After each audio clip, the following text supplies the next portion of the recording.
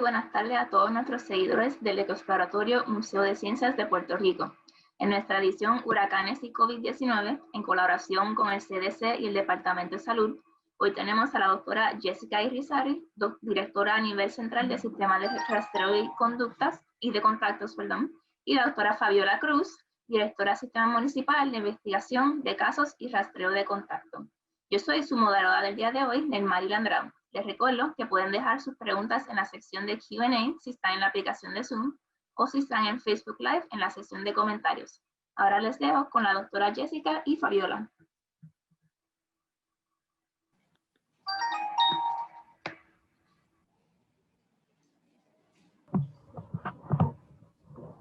Saludos a todos los que están acá acompañándonos. Pues en la tarde de hoy vamos a estar hablando y discutiendo con ustedes un tema muy importante en esta temporada de huracanes ahora, donde se nos suma pues, obviamente la carga de COVID, que son los retos del rastreo de contactos de COVID ante la temporada de huracanes. Nosotros estamos pues en representación del Departamento de Salud. La doctora Jessica Irizarry es la directora del sistema de rastreo a nivel de Puerto Rico y la que comenzó esa primera respuesta dentro de este departamento de salud. Y luego entonces pues a esto se han sumado los esfuerzos municipales que ya vamos a ver cómo dentro de este sistema nos podemos beneficiar en esta respuesta a huracanes. Así que vamos a pasar rapidito. Por aquí una introducción. A finales de diciembre del 2019, pues comenzamos a ver, ¿verdad?, cómo se empezaban a notificar casos de una neumonía atípica que era preocupante, y de aquí se descubre un nuevo coronavirus, que es el SARS-CoV-2. Bien impactante desde enero, que comenzamos a ver esa transmisión por los distintos países hasta marzo. Ya se habían impactado sobre 183 países. Para marzo 11 pues se declara pandemia. Para marzo 13 en Puerto Rico tenemos el primer caso. Todo ha pasado muy rápido. Ya suman más de 26 millones de infecciones y más de 800,000 muertes, lo cual realmente es impactante y nos ha cambiado el estilo de vida a todos. Este virus pertenece a la familia de los coronavirus. Esta familia la conocíamos desde antes. Son virus que pueden causar catarro común, la monga, que nosotros decimos en Puerto Rico, hasta en una enfermedad severa en el pulmón, en el sistema respiratorio, y específicamente pues el SARS-CoV-2 trae otros sistemas, otros problemas en el sistema circulatorio también que han sido de mucha preocupación. Los huéspedes, ¿quiénes pueden portarlo? Pues mira, distintos animales vertebrados. Hemos visto cómo se han reportado hasta casos de coronavirus en tigres y en otros tipos de animales, así que no es de sorprenderse, es algo característico de esta familia. El periodo de incubación es el periodo que que el virus está replicándose en nuestro cuerpo hasta que es capaz ya de que la persona lo pueda transmitir a otra persona. Este periodo dura de 2 a 14 días. Aquí es donde corresponde entonces el periodo de cuarentena, que es lo que la doctora Jessica Irizarry va a estar abundando en el mismo, con un promedio de 5 días. Y por esta razón es que siempre hablamos de los 5 días que esperamos desde el día de exposición para entonces poder realizarnos esa prueba molecular que detecta directamente el virus en nuestro sistema. Luego entonces viene un periodo infeccioso. Este periodo infeccioso puede durar de 12 a 20 días. Bien importante, en este periodo sí las personas son capaces ya de transmitir el virus, y según los nuevos hallazgos del CDC y las nuevas guías, pues no necesariamente que tú seas PCR positivo es que eres infeccioso y estás transmitiendo ese virus activamente, ¿no? Ahí tenemos que ver desde cuándo tú comenzaste a tener síntomas, qué día te hiciste la prueba en el caso de que no tengas síntomas, y nosotros a través de las investigaciones que hacemos pues calculamos ese periodo infeccioso en el que posiblemente pues estás exponiendo a las personas a que puedan contagiarse.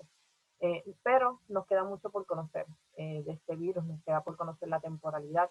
Hay que ver si se comporta como, por ejemplo, la influenza, que tiene sus temporadas específicas donde la transmisión aumenta. Esperemos que no, ¿verdad? Que no sea ese el caso del coronavirus. Pero también nos falta por conocer más aún sobre la inmunidad. Por cuánto tiempo nos duran esos anticuerpos una vez nos infectamos, ya que esto puede dictar los escenarios que vamos a tener en los próximos meses del COVID en Puerto Rico. Los síntomas más comunes del COVID. Pues mira, comenzamos siempre desde el principio con lo que era la tos, la fiebre y el cansancio.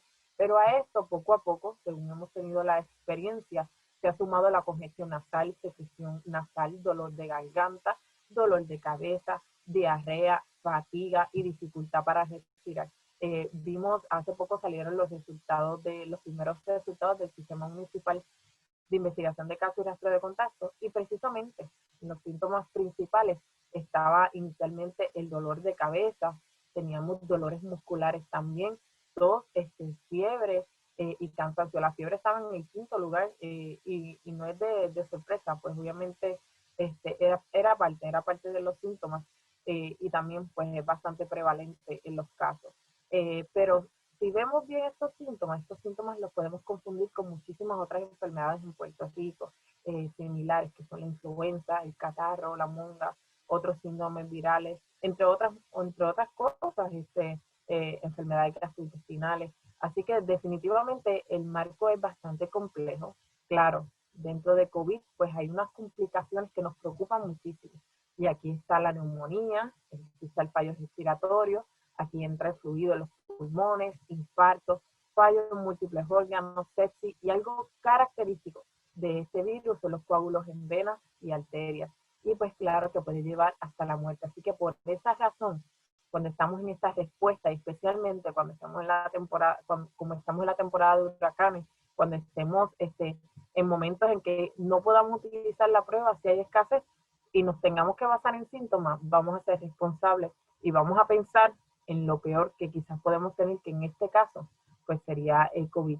Así que por esa razón es bien importante reconocer estos síntomas para levantar banderas rapidito. ¿Cómo se transmite el virus? Tenemos aquí el individuo infectado. Una vez la persona puede estornudar cuando está hablando, bota unas gotas y unos aerosoles, que en este caso son el mecanismo de transmisión del virus.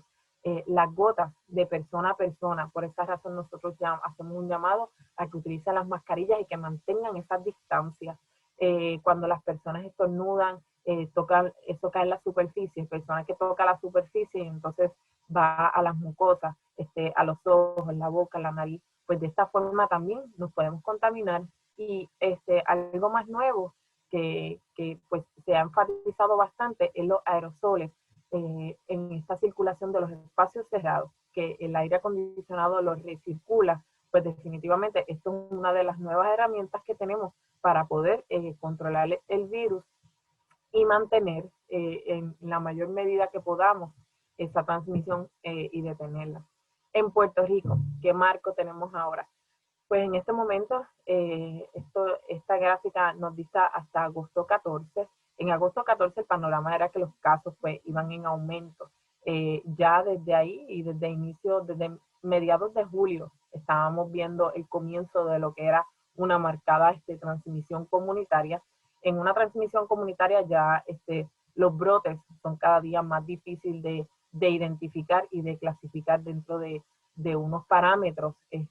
Así que definitivamente es uno de los marcos, el marco más complicado de una pandemia, y pues esto lleva a que tengamos que continuar tomando medidas importantes para poder ejercer el control aún más allá del rastreo de contactos. Y con esta problemática se nos suma esto, una temporada de huracanes, que sabemos que tenemos unos espacios que están a mayor riesgo como los refugios, que necesitamos regresar al control para que cuando vayamos a estos escenarios difíciles y complicados que nos pueden presentar la temporada de huracanes, pues no tengamos un aumento exponencial en los casos.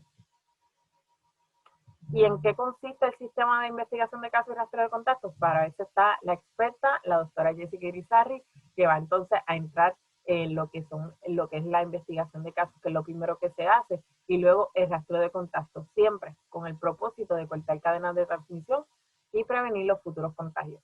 Doctora. Buenas tardes a todos los que nos acompañan. Gracias por la invitación que el Ecoexploratorio le dio al Departamento de Salud para hablar sobre este tema tan importante de rastreo de contacto, en especial tomando en consideración que estamos en la temporada de huracanes. En términos de la investigación de casos, siguiente. Okay. Nosotros comenzamos, y esto es importante, en el Departamento de Salud y en los sistemas de rastreo a nivel municipal, comenzamos con una notificación de un caso confirmado o de un caso que sea probable de COVID-19. A nosotros nos llegan a través de los laboratorios esas pruebas positivas. Cuando hablamos de caso confirmado es una prueba positiva molecular. Cuando hablamos de caso probable, pues estamos hablando de una prueba serológica positiva, ya sea que tiene un IgM positivo, que tiene IgM positivo e IgG positivo o un IgG positivo. En términos de las pruebas serológicas, saben que las pruebas serológicas detectan los anticuerpos que nuestro cuerpo produce en presencia de este virus. En el caso del IgM, es el primer anticuerpo que se produce, está detectando una infección que está en un proceso todavía, en una etapa todavía que podría la persona estar infecciosa, y es importante identificarlos, investigarlos e identificar los contactos en esa etapa. Ya cuando se identifica el anticuerpo IgG, estamos hablando de unos anticuerpos que se dan mucho después en la infección, y ya estamos hablando posiblemente de una infección pasada o que ese periodo infeccioso está pronto a culminar. En el caso de la investigación de casos, nosotros tomamos en consideración tanto los casos probables como los casos confirmados. Sin embargo, para poder determinar e identificar esos contactos cercanos y ponerlos en cuarentena, pues entonces nos enmarcamos en lo que son los casos confirmados y los casos probables con IgM positivo. Siguiente. En ese proceso de investigación de casos, nuestros entrevistadores, epidemiólogos y otro personal realizan una intervención telefónica. En esa entrevista nosotros recopilamos información sociodemográfica de la persona, confirmamos obviamente el número de teléfono, la dirección de la persona, para ver que los datos que nosotros tenemos del laboratorio son los correctos, y entonces identificamos la posible exposición. Dentro de esas preguntas que se le hace a la persona, siempre tratamos de determinar el periodo en que la persona estuvo incubando el virus, que son esos 14 días antes de que desarrollara síntomas o de que tuviera esa prueba positiva, si aún todavía la persona no ha desarrollado síntomas. Y hacemos preguntas sobre si la persona viajó fuera de Puerto Rico, si la persona estuvo asistiendo a eventos masivos como pueden ser actividades multitudinarias o lugares como centros comerciales donde se aglutinan muchas personas. También preguntamos si la persona visitó algún centro de adulto mayor, porque es un área que nos interesa. En el caso de que haya alguien positivo, poder detectar a tiempo un foco de infección. O si la persona ha ido a algún centro de cuidado o si tuvo alguna otra exposición conocida, como que estuvo en contacto con alguien positivo a COVID. En esa entrevista también recopilamos información sobre los síntomas. Para nosotros es sumamente importante poder detectar si la persona al momento de la entrevista ha desarrollado síntomas o no y en qué momento comenzó a desarrollar esos síntomas. Porque en ese marco de tiempo es que a nosotros los epidemiólogos nos van a ayudar a determinar lo que es el periodo infeccioso y qué personas que tuvieron contacto con ese caso podrían potencialmente haberse contagiado. Y entonces, luego de que nosotros tomamos la información sobre los síntomas, es que levantamos la información de los contactos cercanos con el caso durante su periodo infeccioso. Orientamos al caso sobre lo que es el aislamiento, y luego voy a ir un poquito más adelante sobre esa orientación, y las medidas preventivas que deben tener en el hogar. Y finalmente, ¿verdad? Pues le damos unos referidos a servicios o ayuda. Y esto es un área en donde los sistemas de investigación de casos y de rastreo de contacto a nivel municipal son muy buenos. Ellos son los que más cercanos están a ese caso y que pueden realmente referir las ayudas que el municipio le puede brindar a los casos positivos a COVID. Siguiente. En términos del aislamiento domiciliario, pues estamos hablando de las medidas que se adoptan para retirar o separar personas infectadas por COVID de personas que no están infectadas. Y de esta manera lo que nosotros queremos es detener o parar esa cadena de transmisión. Las personas en aislamiento deben quedarse en su casa hasta que sea seguro estar en contacto con otros. Y algo muy importante es que si en la casa ellos viven con otras personas, también deben separarse de los otros miembros del hogar, porque no sabemos si aún esos otros miembros del hogar han estado lo suficientemente expuestos para estar contagiados, y lo que queremos es proteger a esas otras personas que viven con el caso positivo. En el caso de que la persona resida con otras personas en su hogar, pues nosotros les recomendamos, si es posible, que se mantenga en una sola habitación donde nadie más esté con la persona, con el caso, y también que si hay la posibilidad de que pueda utilizar un baño separado al del resto de los miembros del hogar, que así lo haga. Es importante que si uno de los otros miembros del hogar le va a dar alimento tiene que entrar a la habitación, ambas personas, tanto el caso como el miembro de la familia, tengan mascarilla puesta en todo momento. Que la basura que genera esa persona se descarte en unas bolsas plásticas de manera diferente a la del resto de la familia, igual que la ropa entonces se pueda lavar separada a la del resto de la familia. Siguiente. Y entonces, ¿cómo nosotros los epidemiólogos calculamos ese periodo de aislamiento? Bueno, lo primero que nosotros identificamos es cuando la persona comenzó a sentir esos síntomas, el primer día de síntomas. Sabemos que la persona puede ser infecciosa 48 horas antes de haber comenzado a presentar síntomas, y el día que más infeccioso es ese primer día de comienzo de síntomas. Y eso puede durar en la mayoría de las personas, y esto es una regla general. Ahorita le voy a hablar de que pueden haber unas excepciones, pero como regla general, si la persona ha tenido una enfermedad de leve a moderada, podría durar hasta 10 días a partir de esa fecha del comienzo de síntomas. Y por eso era que cuando Fabiola les hablábamos de un periodo infeccioso mínimo de 12 días. Toma en consideración las 48 horas antes de que la persona comience a presentar esos síntomas y los 10 días después de haber presentado esos síntomas.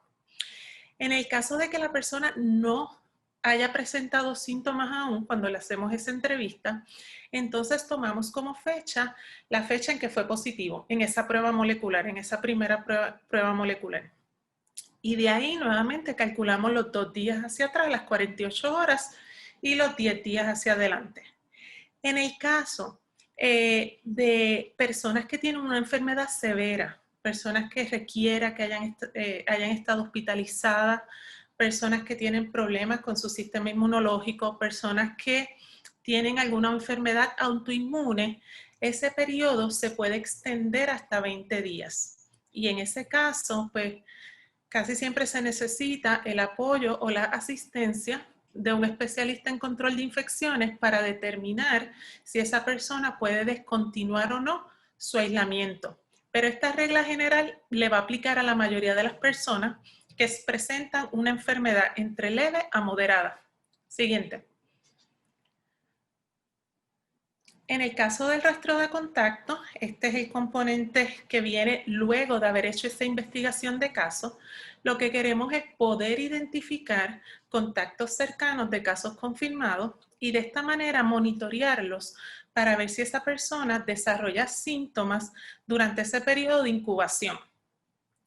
De esta manera nosotros podemos reducir la oportunidad de transmisión a otras personas en la comunidad, nos va a ayudar a conocer sobre la epidemiología del COVID en Puerto Rico y podemos implementar eficientemente esas medidas de cuarentena, monitoreando síntomas y aislándolos en caso de que la persona desarrolle eventualmente síntomas o tenga una prueba de laboratorio positiva. Siguiente. ¿Cómo definimos un contacto cercano? Muchas veces, y esto es algo, ¿verdad?, que nos sucede a menudo, cuando hacemos la investigación de caso, las personas nos quieren dar la lista de todas las personas con las que han estado en el pasado mes. Nosotros tenemos que realmente delinear bien ese periodo infeccioso y siempre lo enmarcamos en un periodo de tiempo y le decimos durante estas fechas y especificamos cuáles son las fechas. Con quién usted tuvo un contacto cercano definido de la siguiente manera. Bueno, primero recopilamos información de todas las personas que residen en el mismo hogar con el positivo. Y luego recopilamos información sobre las personas con las cuales el caso estuvo 15 minutos o más a menos de 6 pies de distancia. Pueden ser compañeros de trabajo, pueden ser amistades, pueden ser otros familiares que no vivan necesariamente con el caso. Adelante, siguiente. Y aquí ven un ejemplo de cómo entonces nosotros estaríamos identificando a esos contactos. Y tomándole el ejemplo que le había presentado anteriormente, donde el caso comenzó ahí el 9 de mayo, esos síntomas, el periodo infeccioso era desde el 7 de mayo. Si nosotros hacemos esa llamada ese 10 de mayo, pues ahí podemos identificar, decirle bien, del 7 hasta el 19, en el momento en que hacemos la llamada, con quién usted tuvo ese contacto cercano. Y ahí la persona nos puede brindar la información de todos los contactos cercanos que tuvo durante ese periodo infeccioso. Obviamente, una vez nosotros tenemos esta información, entendemos que ya le estamos dando la orientación al caso de aislamiento, así que es bien importante recalcarle que aún usted está en su periodo infeccioso y que si tuviera contacto con alguna otra persona, un contacto cercano, tiene que dejarnos saber para nosotros poder incluir a esas personas en ese rastreo de contacto. Pero con la orientación de aislamiento, pues lo que queremos es que ya esa persona pueda separarse de otros seres humanos y que no los contagie. Siguiente.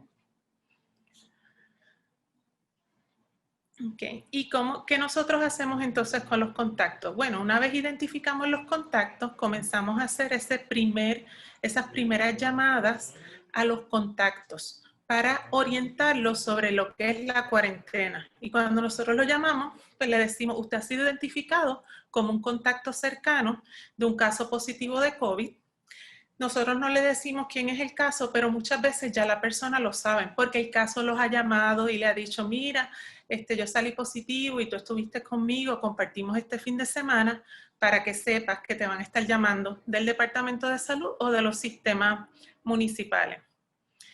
Y nosotros entonces buscamos la fecha, la última fecha en la que esa persona tuvo ese contacto con el caso positivo.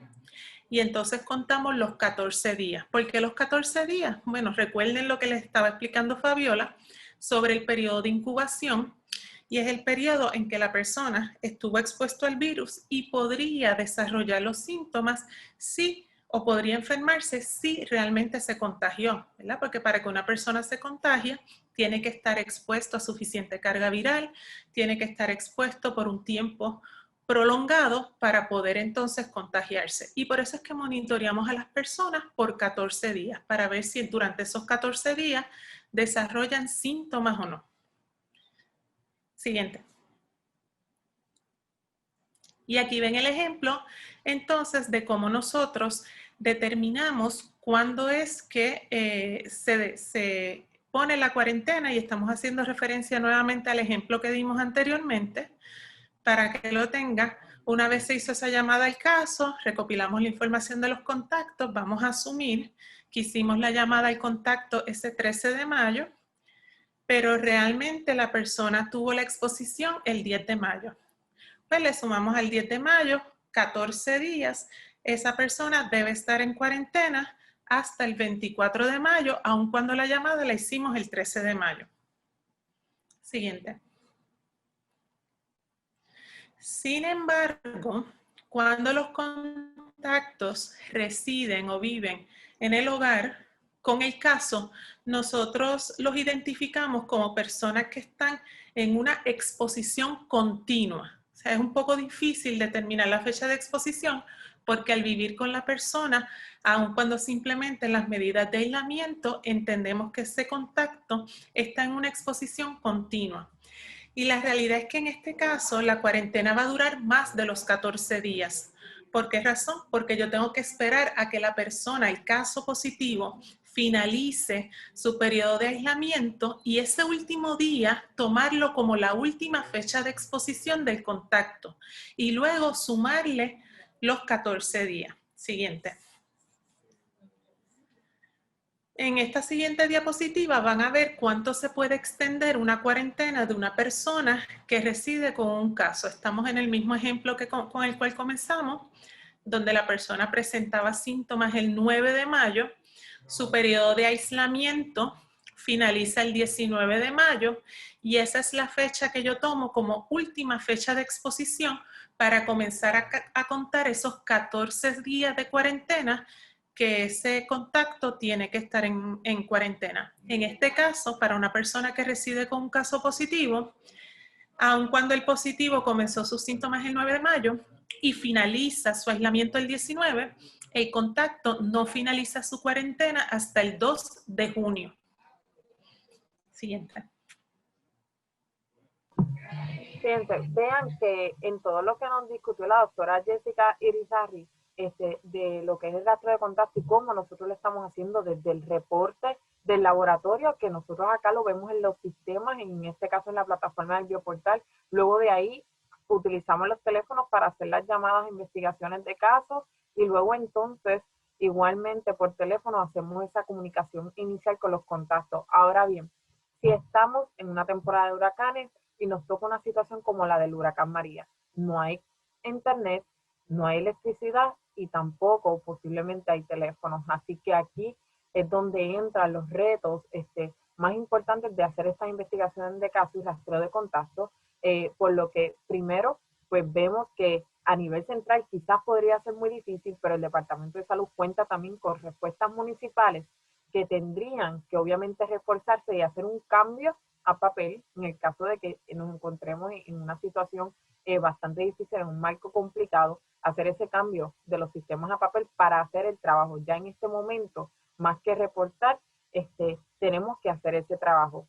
Algo importante dentro de esta respuesta va a ser la integración a nivel municipal con los laboratorios, la integración con los líderes comunitarios, que son quienes finalmente nos van a ayudar también a poder llegar a las distintas comunidades y poder identificar, hacer unas vigilancias comunitarias, poder identificar las personas que tienen síntomas, ofrecerles esos servicios de laboratorio, pero tendría que ser una respuesta bien integrada.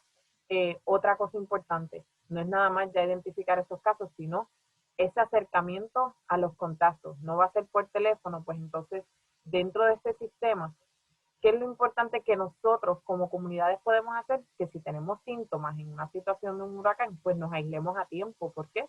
Porque esa cantidad de contactos puede disminuir gracias a nosotros. Nosotros podemos llevar esa respuesta y realmente la importancia de esto, vamos a tener unos retos a nivel de sistema, pero si las comunidades trabajamos para evitar tener más casos, pues definitivamente yo creo que lo podemos lograr dentro del panorama complicado.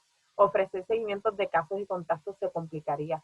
Ya no sería algo diario, sino sería según lo permita la situación. En este caso, los municipios sí se pueden realizar las visitas a los casos, se pueden realizar visitas a contactos, pero la logística sería bastante complicada si también a esto se le suma un marco que tengamos un aumento de casos que no podamos controlar. Identificar otras necesidades para mantener la salud y proveer los servicios. Esto es bien importante, ¿por qué? Porque cuando hemos visto reportes que luego del huracán María, la salud del pueblo en general disminuye, obviamente porque esos accesos se dificultan, acceso a los servicios de salud, acceso a los medicamentos. Así que es bien importante identificar estas otras necesidades por parte de estas respuestas municipales y las vigilancias que se estén estableciendo para evitar complicar, por ejemplo, saturar los hospitales con otras enfermedades, incluyendo también COVID, y poder atender a aquellas personas que sí realmente lo necesiten por algún accidente. Y los refugios. Refugio es uno de los panoramas más complicados que tenemos dentro de lo que vendría, porque desde ya tendríamos que prepararnos para abrir más refugios y disminuir la cantidad de personas que tenemos por refugio, y a esto sumarle, si en el refugio sale una persona que tenga síntomas, pues cómo lo vamos a aislar de las demás personas, esos servicios que se le tienen que proveer a ellos.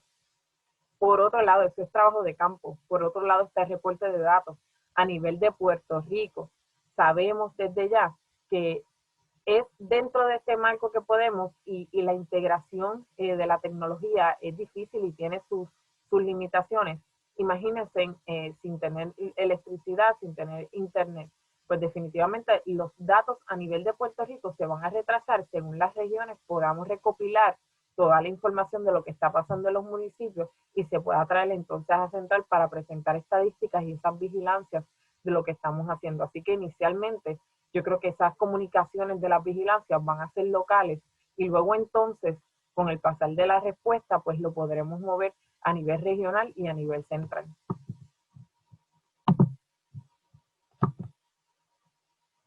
Esto es básicamente lo que es el esquema de una respuesta dentro de un desastre natural, que ya sería nosotros prepararnos, viene desde una mitigación, pero prepararnos, hacer la respuesta una vez pase ya el evento y luego establecer esa recuperación y irnos entonces a la mitigación para futuros eventos. Bien importante. Desde que nos estamos preparando hay que identificar los factores de riesgo de nuestras comunidades. Todas las oficinas de manejo de emergencia, municipios, deben saber dónde están las personas vulnerables, no tan solo ya a lo que es una temporada de huracanes, que son las personas, por ejemplo, que tienen máquinas de oxígeno, que necesitan diálisis, personas que tienen diabetes para guardar la insulina, que ya de por sí son personas que necesitan unos servicios esenciales. Ahora también se le suman los factores de riesgo de COVID. ¿Dónde están nuestras personas mayores? ¿Dónde están las personas que van a necesitar refugio? ¿Cuántas personas son? Los podemos acomodar en los distintos refugios.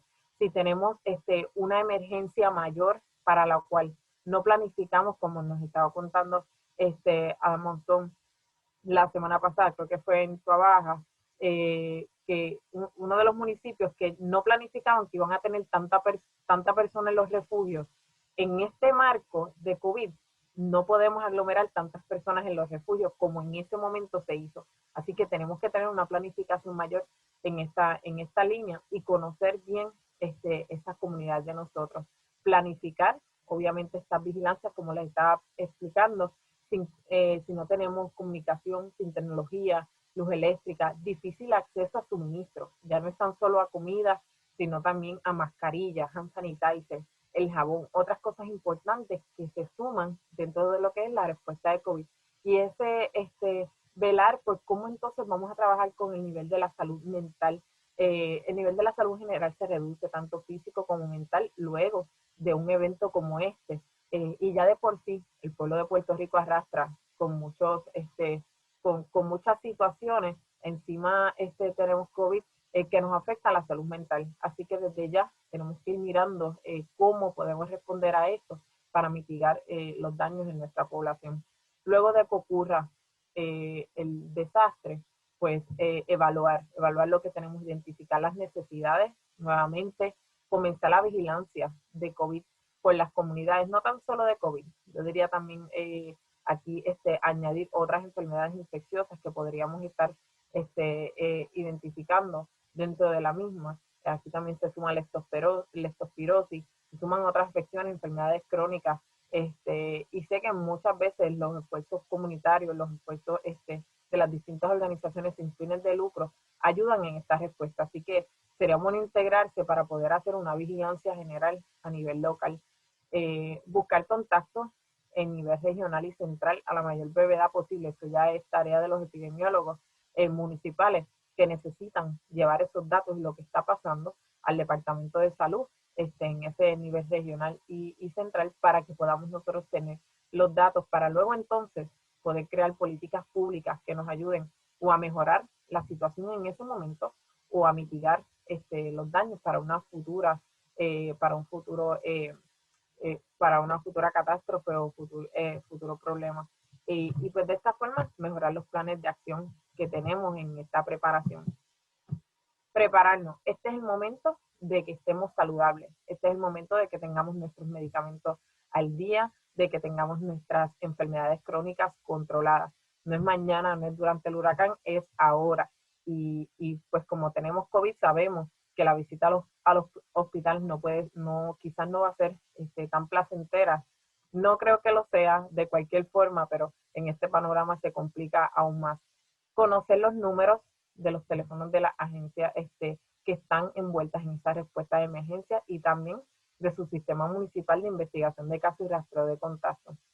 Conozca los planes que tiene su municipio y que tiene el gobierno de Puerto Rico sobre cómo van a accesar las ayudas luego de que ocurran las catástrofes. Identificar su riesgo.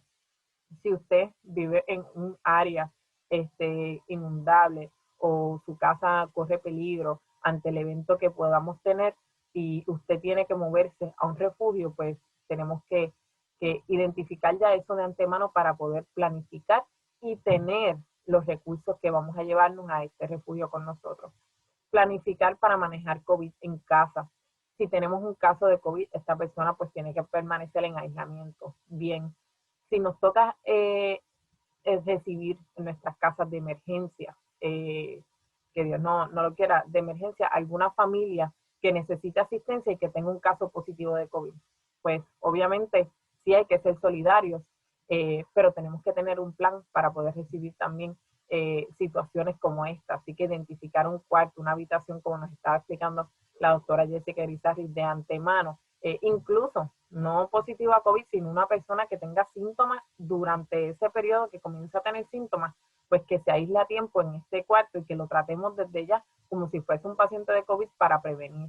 Aparte de esto, importante tenerlo suplido, tener esa comida suficiente para 2 semanas, el agua, que ahora también es bien importante para ese lavado de manos. Siempre lo ha sido, pero ahora aún más. Medicamentos al día y medicamentos para 2 a 3 semanas. Equipo de protección, ese jabón, esa mascarilla, que es bien importante. Productos de limpieza y soluciones a base de alcohol para que también podamos desinfectar, que es parte de lo que es la prevención entonces de COVID. Dejo por aquí con la doctora. Sí, como recomendaciones generales y quizás siguiendo con lo que Fabiola les estaba mencionando, tienen que tener su mochila de emergencia, pero ahora le hemos puesto, y esto fue idea de Fabiola, me gustó mucho ponerle mochila plus, porque va a incluir también aquellos suministros para poder ayudar a prevenir y en el caso de que la persona tenga COVID, ¿verdad? Evitar que pueda contagiar a otras personas. Deben verificar dentro de esa mochila que aparte de todo lo que ya deben tener normalmente para prepararse ante la temporada de huracanes, deben tener también al menos 2 mascarillas por persona en ese núcleo familiar. O sea que si ustedes son 8 personas y tienen que salir de son 4 personas, perdonen, y tienen que salir de su hogar para ir a un refugio, que por lo menos inicialmente, en lo que en el refugio le pueden proveer más suministros, usted tenga al menos 2 mascarillas por persona, o sea, tendría 8 mascarillas dentro de esa mochila. Debe también poder tener dentro de su mochila algún producto de limpieza y yo recomiendo las toallitas con desinfectantes para desinfectar superficie. Que puedan también tener esas toallitas dentro de su mochila y si va a ir al refugio poder así limpiar el área donde va a estar usted con su familia. Tener desinfectante de manos, ¿verdad? Con al menos 60% de alcohol. Obviamente, además de sus medicamentos para mantenimiento, los medicamentos que usted usualmente utiliza, también incluir algún medicamento para síntomas gripales. A poder tener para la fiebre, medicamentos para controlar la tos o para controlar congestión nasal, incluir dentro de esa mochila un termómetro para poder también monitorearse la temperatura. Siguiente.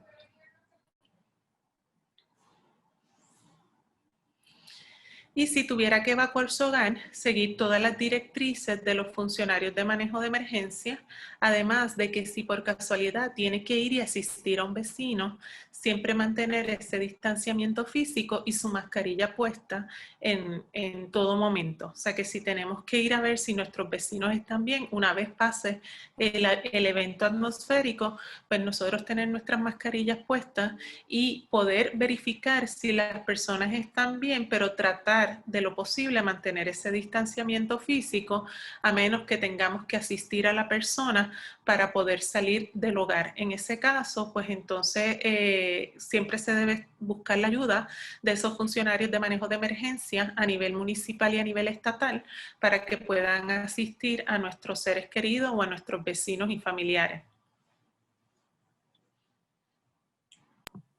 Bien, aquí pues ya haciendo un pequeño resumen, hemos visto que Realmente es difícil y va a ser bien difícil llevar la respuesta de investigación de casos y rastreo de contactos ante la temporada de huracanes. Claro, es trabajo de los epidemiólogos y de las distintas respuestas establecer esos nuevos mecanismos y los nuevos retos, enfrentarlos, moverse a papel, ya hacer un assessment de esas comunidades, tenerlas, ese avalúo de quiénes van a estar a mayor riesgo, establecer esas colaboraciones con laboratorios y con líderes de comunidades para que podamos lograr una buena respuesta dentro de la necesidad. Sin embargo, nos compete a todos, pues obviamente aportar, así que las comunidades, aislarnos a tiempo si tenemos síntomas. Desde el primer día, como dice la doctora Jessica Irizarry, ese es el día en que más probabilidad tenemos de infectar a otra persona, así que desde ese mismo día nos aislamos a tiempo. Utilizar mascarillas en la medida que podamos todo el tiempo, mantener ese distanciamiento, especialmente si vamos a los refugios, promover la limpieza de las áreas, que es bien importante, y pues mantenernos informados con las autoridades pertinentes sobre los planes de emergencia que se van a estar realizando en nuestras distintas comunidades. Bien importante, nosotros tenemos redes sociales de los sistemas municipales, estamos en Facebook, en Twitter y en Instagram, SMICRCPR. En el Departamento de Salud también tenemos nuestro cuadro telefónico a nivel central, 787-765-2929, la extensión 3459. Así que, nada, entramos entonces ahora a las preguntas y cualquier duda, estamos aquí para ustedes. Hay que cuidarnos. Gracias, Fabiola y Jessica. Y como mencionaste, pues ahora vamos a entrar a las preguntas. Ya tenemos varias preguntitas. La primera por José Quiñones. ¿Dónde puedo adiestrarme en contact tracing?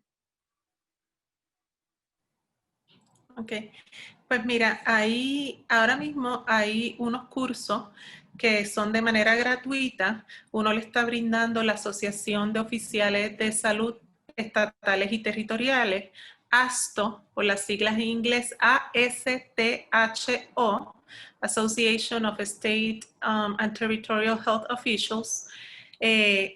Lo único es que estos cursos son en inglés. Ahora yo he estado en la búsqueda de ver si consigo algunos cursos en español que puedan brindarse de manera gratuita, y si no, nosotros acá estamos criollizando uno para poder adiestrar a las personas que comienzan a trabajar con nosotros. Pero pueden conseguir ese de ASTO, lo consiguen en internet de manera gratuita, y también Johns Hopkins tiene un curso a través de Coursera, o lo pueden buscar así mismo por la Universidad de Johns Hopkins, y es gratuito, también lo pueden completar. El de ASTO dura aproximadamente unas 3 horas, 2 horas y media, 3 horas. El de Johns Hopkins es un poco más extenso. Ese está como para que dure unos 3 días, o sea, poco a poco, si uno va, ¿verdad?, tomando los cursos varias horas al día, pues puedes completarlo en aproximadamente 3 a 4 días. Y también es gratuito.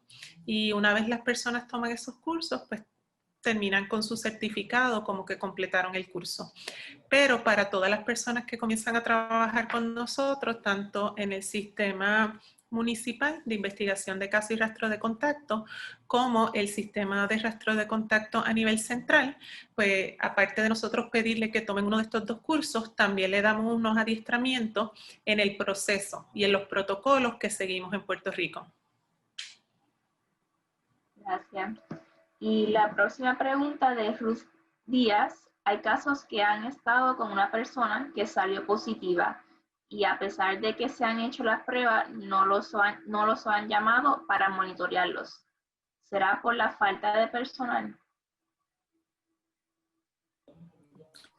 Pues, si quiere, Fabiola, le digo yo a nivel central y abundas tú a nivel municipal en lo que puede suceder con eso. ¿Se escucha?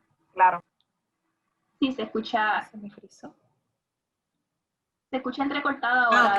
Es que de momento como que se frizó la pantalla. Ahora, ¿me escuchas bien? Sí, ahora también. Sí. Bueno, como les estaba comentando, para que el Departamento de Salud o los sistemas municipales puedan establecer ese primer contacto, nosotros dependemos de una notificación por parte del laboratorio.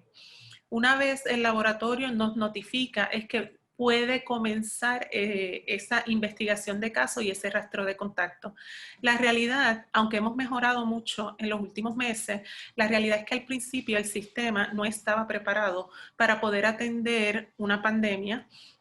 Obviamente aquí en Puerto Rico ni ningún sistema de salud porque fue algo totalmente nuevo y el hecho, a pesar de que aquí sí se había trabajado la parte de rastreo de contacto para otras condiciones infecciosas como lo es la tuberculosis y las enfermedades sexualmente transmitibles, pues no era en la escala o en la magnitud con la que se dio con COVID, porque esos casos de esas otras condiciones son mucho menores y el rastreo de contacto es mucho más fácil de poder manejar.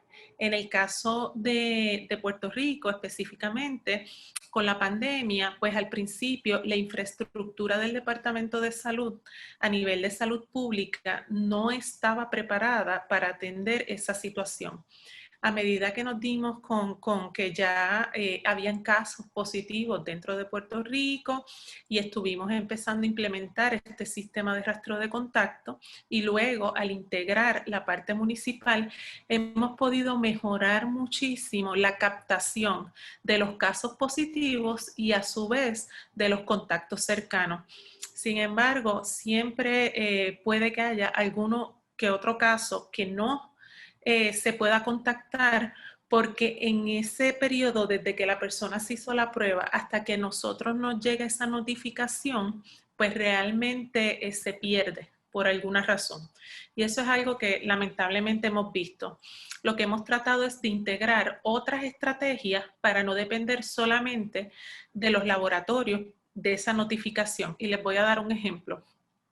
Con la última orden ejecutiva de la gobernadora, en donde se les requiere a los patronos que notifiquen los casos positivos, y nosotros creamos en el Departamento de Salud un mecanismo para esa notificación, a nosotros nos están llegando casos que cuando verificamos en nuestro sistema todavía no tenemos la notificación por parte del laboratorio, pero logramos captarlo por esa notificación por parte del patrono. Y de esa manera eso nos ayuda a poder tener una mejor captación. Y voy a dejar a Fabiola porque ellos tienen algo similar en el sistema de municipios con su cuadro de llamada. Sí, es correcto, sí. Actualmente los informes de laboratorio, ese reporte, es básico para que nosotros podamos empezar, como dice la doctora Jessica Irizarry. Y hemos visto que, por ejemplo, ahora mismo la media de ese reporte de días es de 10 días. Eso es la media. O sea, hemos tenido casos que todavía se reportan 30 días después de haber sido positivo y esto retrasa muchísimo la respuesta. Sin embargo, a nivel municipal están también los cuadros de llamada.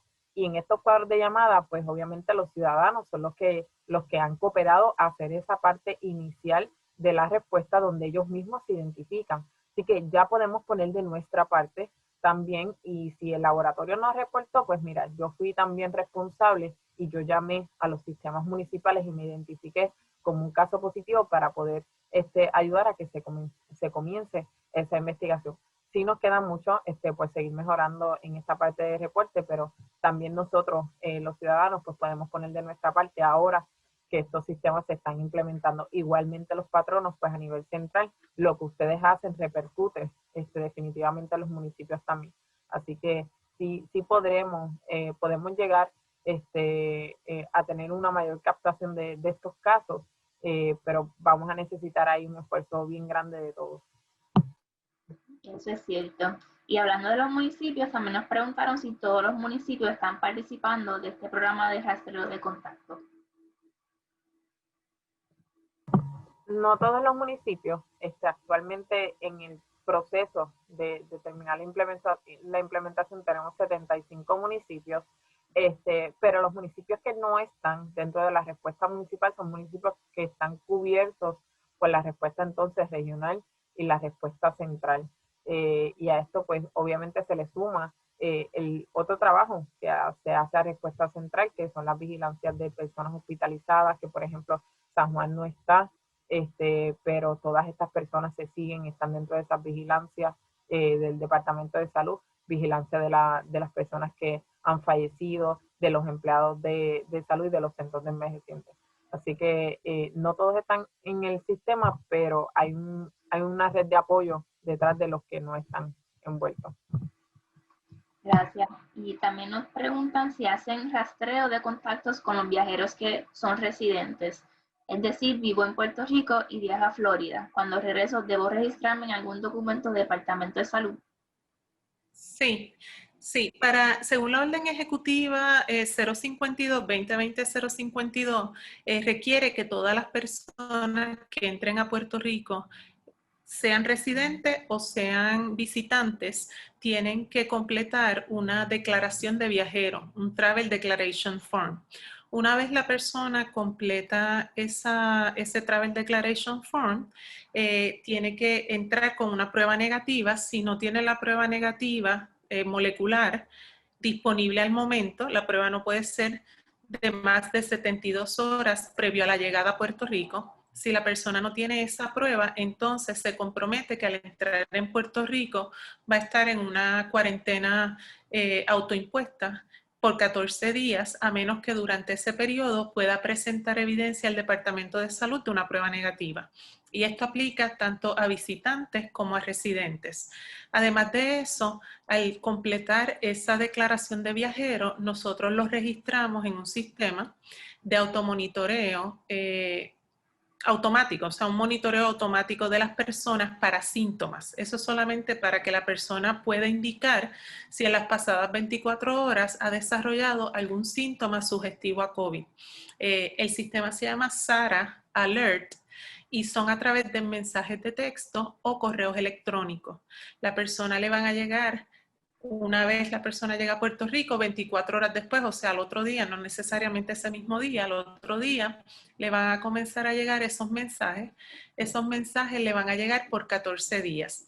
Si la persona se va fuera de Puerto Rico de nuevo porque era un visitante, estuvo una semana, entonces puede solicitar que se descontinúen esos alertas una vez sale del territorio de Puerto Rico, o si nosotros tenemos la información de hacia dónde se está moviendo, si a donde esa persona se mueve es uno de los estados que también tiene SARA Alert, nosotros podemos transferir ese expediente a ese estado para que lo continúe monitoreando en esa otra jurisdicción. Pero contestando la pregunta, pues sí, se está haciendo un monitoreo de viajeros a través del sistema de SARA Alert. Gracias. No sabía de eso de SARA Alert. Bueno saberlo. Y también nos preguntan si aparte de hacer llamadas para rastrear casos o contactos, tienen otra manera de localizar o rastrear el contacto. La realidad es que el sistema en su mayoría es a través de llamadas telefónicas. Sí, nosotros tenemos aquí dentro del Departamento de Salud un equipo que realiza también investigaciones y que nos apoyan en casos de que a nosotros, ¿verdad?, tengamos conocimiento de que alguna de las personas que hemos puesto en cuarentena o que hemos puesto con una orden de aislamiento están incumpliéndola. Nosotros entonces referimos a ese otro equipo dentro del Departamento de Salud de investigaciones, y ese otro equipo sí puede entonces ir un paso más adelante presentándose físicamente a la residencia de la persona para poder emitirle personalmente lo que es la orden de cuarentena y aislamiento y volver a recalcar en la importancia de mantener ese aislamiento o esa cuarentena. Pero la mayoría del sistema como tal es a través de llamadas telefónicas. Okay. Igualmente, a nivel de los municipios, principalmente es a través de llamadas telefónicas. Sí, los municipios pues también tienen la capacidad de visitar hogares y lo han hecho en varias ocasiones, que han llegado entonces al hogar para poder comenzar esa investigación de caso o identificar algunos contactos, pero casi todo el contacto ha sido por teléfono. Okay. También nos preguntan cuántas pruebas debe hacerse un COVID negativo para volver a trabajar. Okay. Sí, esa es una pregunta muy común que nos llega muchas veces porque anteriormente el CDC había establecido que para que una persona pudiera regresar a trabajar luego de haber sido positivo a COVID, tenía que presentar 2 resultados negativos en un periodo no menor a 24 horas entre cada uno de esos resultados. Pero eso era en abril. Las guías cambiaron. Recuerden que esto es un virus nuevo del que no se conoce mucho sobre su historia natural y que todos los días estamos aprendiendo algo nuevo. Y no se sabía bien cuánto era ese periodo infeccioso en el que las personas podían realmente contagiar a otras personas. A medida que se ha recopilado información a través de todo el mundo sobre los casos positivos a COVID y el potencial periodo infeccioso, y se ha podido identificar que puede ser de 12 a 20 días, ya no se requiere, ya el CDC eliminó ese requisito de tener las pruebas negativas para regresar a trabajar. ¿Y por qué razón es esta? Porque hay personas que continúan dando positivo en pruebas moleculares cuando ya no son infecciosos. Porque también cuando le toman la muestra en ese sistema respiratorio superior, pueden aún encontrarse remanentes de proteínas del virus que cuando se corre la prueba molecular pueda replicarla como material genético del virus, pero no necesariamente la persona tiene el virus activo como para contagiar a otras personas. Dentro de las nuevas guías que fueron a partir de mediados de julio, el CDC elimina ese requisito y dice, una vez una persona da positivo, se calcula ese potencial periodo infeccioso, se mantiene en aislamiento y una vez se termina ese aislamiento, nosotros verificamos 2 cosas principalmente, los epidemiólogos. Una, que la persona no haya presentado 24 horas antes de terminar el periodo de aislamiento fiebre, si la persona no tiene fiebre esas 24 horas antes y sus síntomas han mejorado considerablemente, se puede descontinuar el aislamiento y ya la persona puede regresar a todas sus actividades cotidianas, incluyendo al trabajo, sin necesidad de una prueba negativa.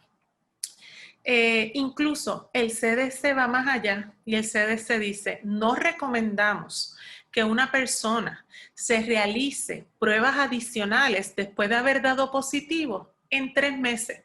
O sea, una vez una persona da positiva, no se recomienda que esa persona siga haciéndose pruebas hasta 3 meses. Luego, a partir de los 3 meses, pues ahí de nuevo ya el CDC dice, bueno, como no sabemos cuánto dura la inmunidad, aún no estamos claros de cuánto puede durar esa inmunidad, luego de 3 meses, si esa persona vuelve a desarrollar síntomas sugestivos a COVID o vuelve a estar expuesto a otro caso positivo, pues entonces se puede volver a repetir esas pruebas moleculares. Gracias. Y hablando de la inmunidad, se había dicho que la inmunidad es bajita, entonces con las vacunas, ¿cómo entonces van a bregar con eso? Ya que a lo mejor no hay una, ¿cómo le dicen? Una colectividad inmunológica. No, o sea, en este punto todavía la inmunidad faltan por estudiar cuánto tiempo dura. Y obviamente las vacunas, el desarrollo de las vacunas precisamente es para eso, para conferir la inmunidad. ¿Qué se va a buscar de las vacunas? ¿Qué es lo que está en investigación? ¿Hasta cuánto? ¿Cuál es el nivel de inmunidad que nos dan esas vacunas y cuánto tiempo nos va a durar? Pero estamos todavía temprano para definir qué es lo que va a pasar con ese rumbo. Así que todavía nos queda por ver en este campo. Inmunidad de rebaño, pues no creo que ahora mismo sea la opción por mucho tiempo. Así que, pues por lo menos en esta parte, prevención por el momento, lo que esperamos es una buena vacuna que nos pueda levantar una respuesta suficiente. Y también nos preguntan si han buscado ya otros lugares que pueden ser refugios durante la temporada de huracanes. En términos de los refugios, en el plan de pandemia, para atender a pandemia a COVID, se incluye, ¿verdad?, qué hacer dentro de los refugios si tenemos personas que están presentando síntomas sugestivos a COVID o si llegara al refugio alguna persona positivo a COVID. El plan de pandemia del Departamento de Salud tiene un área completa que habla de cómo se preparan, ¿verdad? Todas las acciones a realizar para preparar esos áreas de aislamiento dentro de un refugio y de igual manera como tener también preparadas áreas para cuarentena. Y realmente esto es un área que con otras enfermedades de tipo infecciosa, nosotros hemos tenido la experiencia anteriormente.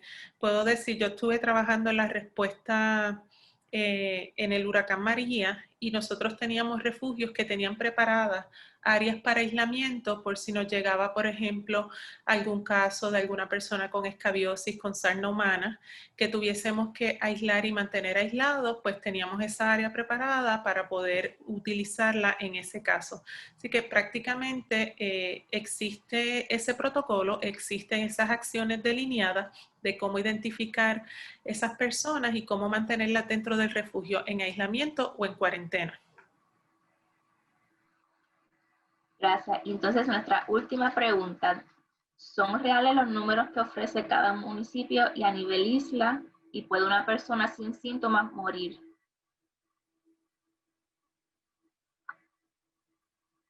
Ok, a nivel de municipio, en términos de los datos, pues sí, son reales dentro de pues, las limitaciones que se puedan tener, obviamente, del reporte de los laboratorios y lo que estamos trabajando. Así que los casos que hay y que estamos presentando son reales. Que pudiésemos tener más, sí, pudiésemos tener más que todavía pues no se hayan reportado.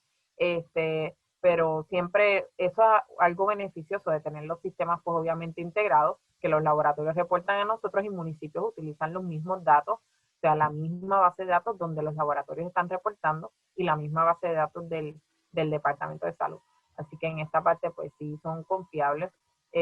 Y con relación a que personas sin síntomas puedan morir, pues yo ahí desconozco, no necesariamente he visto casos en Puerto Rico sobre eso tampoco, en la literatura tampoco, quizás pueden morir obviamente de otras condiciones y cuando se les hace la prueba de COVID pues dan positivo, que eso sí lo hemos tenido. No sé si Jessica quiere ahondar un poquito en eso.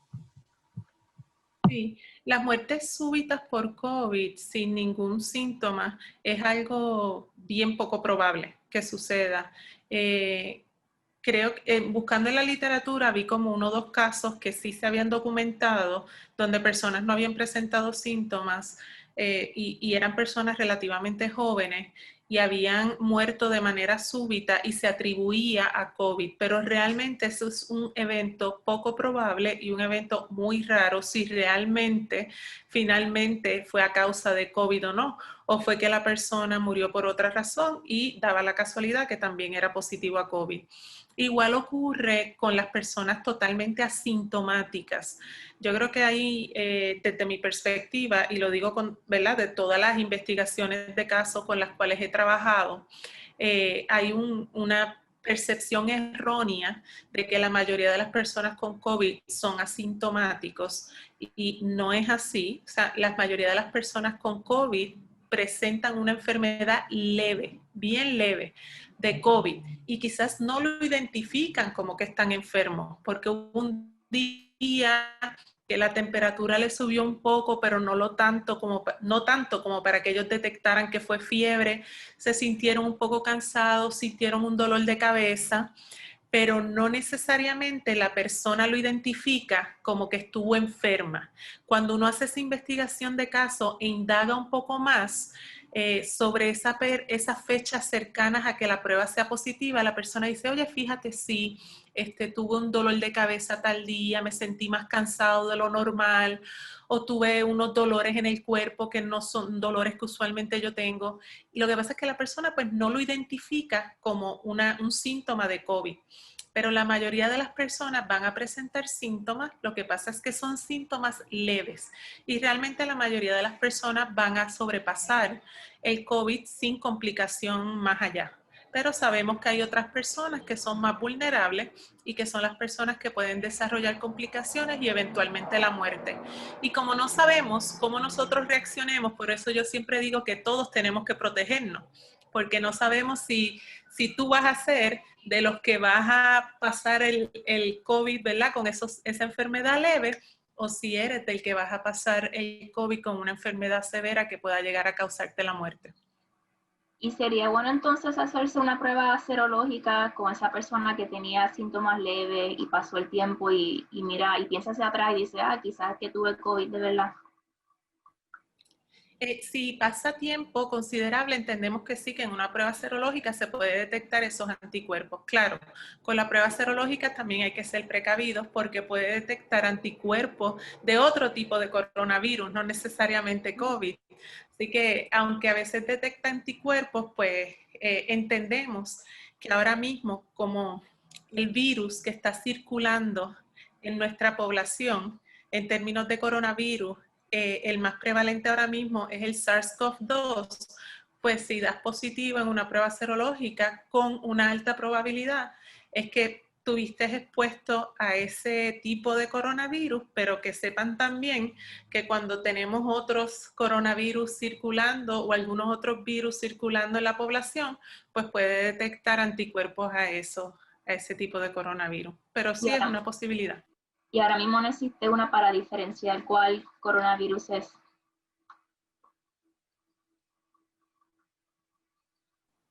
En ese caso, pues sería la prueba molecular que detecta el virus en el momento, ¿verdad? El material genético, lo que hace es replicar el material genético del virus y por eso es que esa es la prueba diagnóstica y por eso es que entonces utilizamos esa prueba para determinar qué casos son confirmados versus los que son los casos probables.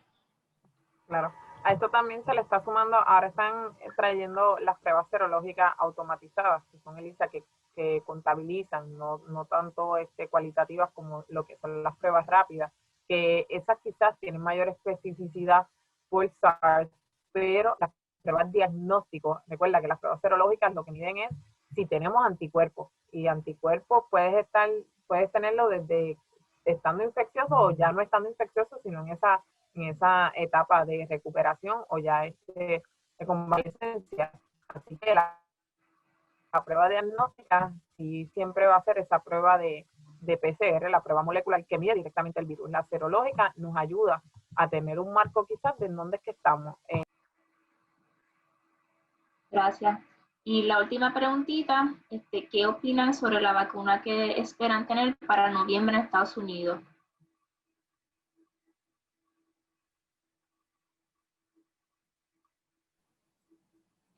En términos de las vacunas, siempre, obviamente, aunque hay una fecha donde se espera que pueda estar esa vacuna Estados Unidos no la va a hacer disponible hasta que no haya pasado realmente por toda la rigurosidad que requiere la FDA para aprobar esta vacuna. Así que una vez las vacunas se hagan disponibles de manera comercial, quiere decir que han pasado por la suficiente cantidad de ensayos clínicos, que ha logrado probarse que hay una respuesta inmunológica para entonces poder hacerla comercial. Así que todavía sé que hay unas fechas establecidas entre noviembre, he escuchado otras hasta maybe enero, marzo, o sea que realmente todavía es muy prematuro. Una vez se vayan haciendo todos estos ensayos y se vayan publicando los datos con relación a esta vacuna, pues entonces uno podría emitir, ¿verdad?, esa opinión de qué va a suceder, pero usualmente una vez una vacuna la ponen para que sea comercial, pues es porque se ha probado, ¿verdad?, que es segura y que se produce esa reacción inmunológica, esa respuesta inmunológica. Bueno, gracias a ustedes por brindarnos toda esa información y gracias al público por estar presente en nuestro webinar y también gracias a nuestro colaborador de CDC y el Departamento de Salud. Gracias a ustedes por la invitación. De nada, gracias por informarnos. Siempre en el Departamento de Salud. Gracias. Chao. Nos vemos. Y también queremos entonces agradecer a todos nuestros auspiciadores por hacer esto posible y brindarle a nuestros webinars al público. Si desean hacer para que aquí en el Ecoexploratorio podamos continuar brindándoles esos programas, pueden hacer su aportación en ATH Móvil, la sección de negocios, y ahí escriben Ecoexploratorio con el mensaje Ciencia Virtual. Para los maestros, también tenemos recorridos educativos en línea, tenemos charlas y talleres virtuales, tenemos científicos en línea, vídeos, webinars y recursos educativos. Nos pueden reservar hoy en ecoexploratorio.org/ciencia virtual. Para más información, pueden llamarnos al 787-281-9090, escribirnos el email webinar@ecoexploratorio.org y recuerden darnos like en YouTube, Facebook, Instagram, Twitter, y para conocer entonces todos nuestros videos, tanto como esta semana como en los pasados. Muchas gracias por estar conectados con nosotros. Bonita tarde.